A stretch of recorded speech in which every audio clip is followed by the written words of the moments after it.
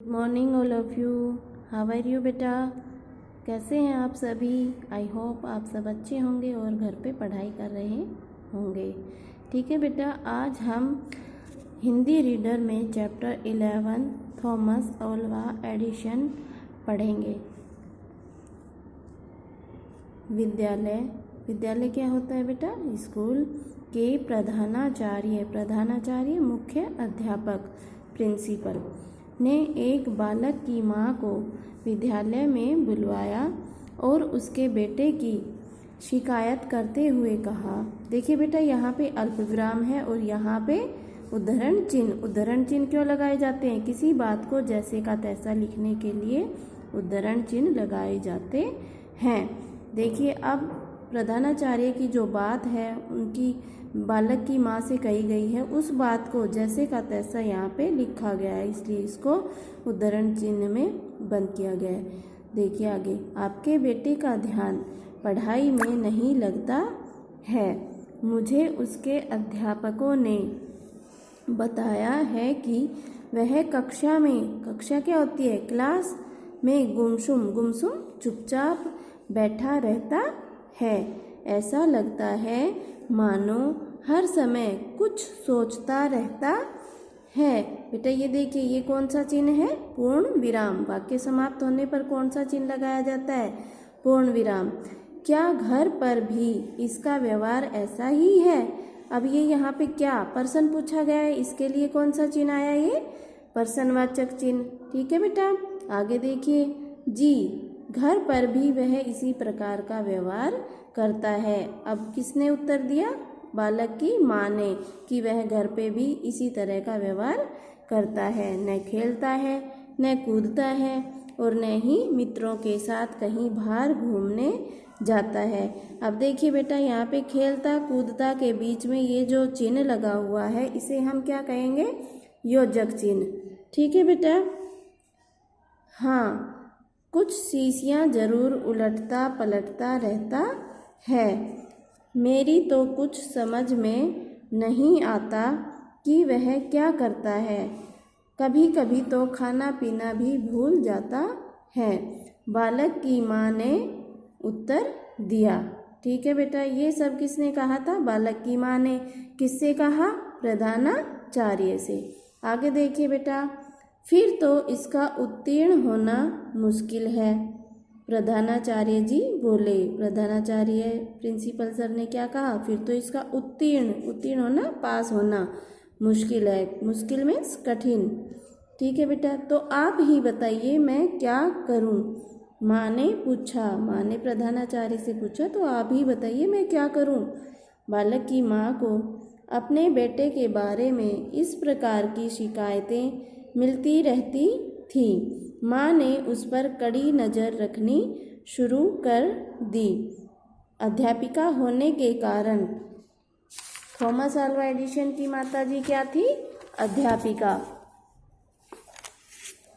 उसने जल्दी ही निष्कर्ष मीन्स निचोड़ निकालना, किसी भी चीज़ का निष्कर्ष निकालना, सार निकालना, निकाल लिया कि बालक में बहुत प्रतिभा है, मीन्स बहुत ही हुनर है, कि यह कुछ कर सकता है, वह कुछ करके दिखाना चाहता है। माँ ने उसे रोकना टोकना छोड़ दिया और उसका उत्साह बढ़ाना शुरू कर दिया।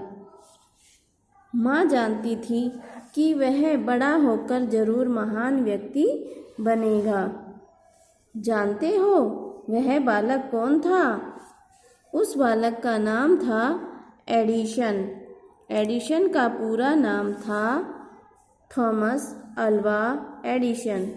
वह अमेरिका का रहने वाला था। बेटा, एडिशन का पूरा नाम क्या था?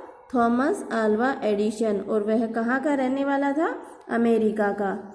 एडिशन की माँ अध्यापिका थी और पिताजी सेना में कप्तान थे। ठीक है बेटा, आपको रीडिंग अच्छे से करनी है। मैं पाठ के बीच में से भी क्वेश्चन पुटअप कर सकती हूँ। जैसे थॉमस के पिताजी क्या थे? सेना में कप्तान। और उनकी माताजी क्या करती थी? अध्यापिका थी।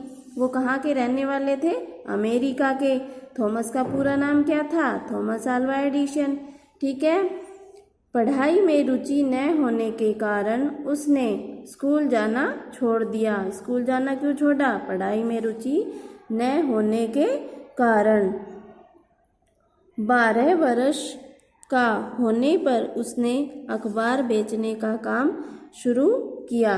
वह रेलगाड़ी में अखबार बेचा करता था। कितने वर्ष की उम्र में अखबार बेचने का काम शुरू किया?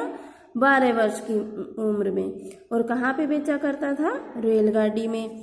जो कमाई होती उसे विज्ञान के प्रयोगों में खर्च कर देता था।